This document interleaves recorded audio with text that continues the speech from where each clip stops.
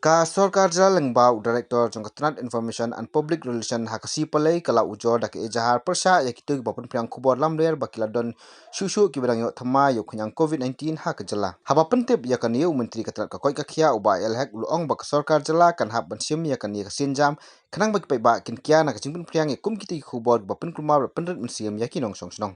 There's a lot of fake news been circulated in the social media regarding the positive cases which is detected here, detected there. Like they have already mentioned, some of working in a wine store, some working in the secretariat, some working in a petrol pump. That is all fake news.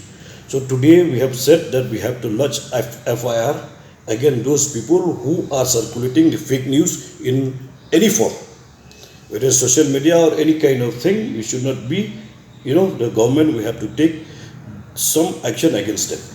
So that decision we have taken today in the review meeting, chaired by the Honorable Chief Minister.